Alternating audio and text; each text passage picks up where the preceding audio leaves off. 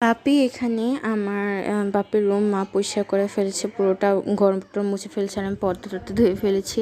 আর এই যে কভারগুলো, যেগুলো ল্যাপটপের কভার ছিল, উপরে ঢাকনা ছিল, পর্দা ছিল, স্ট্যান্ড ছিল, এগুলি আমি মুছে ফেলেছি।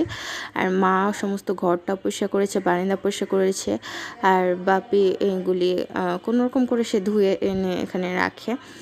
আর সে পেশাব মানে করে ফেলে ঘরের মধ্যে, এবং পেশাব পায়খানা দুটো করে ফেলে, কারণ সে পার্কিংসং, সে বেশি একটা হাঁটাচলা করতে পারে না। বাট আমি বলি যে বেশি করে ব্যায়াম করবা, বেশি করে হাঁটাচলা করবা।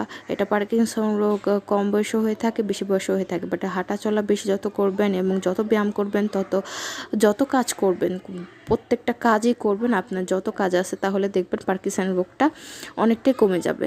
হ্যাঁ, এরকম আছে যে বয়স্ক হয়ে গেছে সে, অনেকে বলবে যে বয়স হয়ে গেছে তার কাজগুলি তোমরা করো। বাট আমি বলবো তার কাজ তার নিজের করা উচিত। তাহলে তার হাত পা যতটা সে কাজ করবে, যতটা তার হাত পা মুভমেন্ট করবে, ততটা তারই ভালো।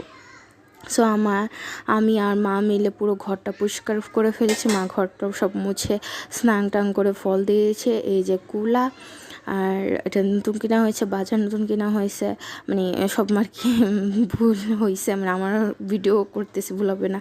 আর সেটা হয় আসলে বাজার টাজার করছে, সব কিছু মা পরিষ্কার করছে, আমি পরিষ্কার করছি, এই দেখুন।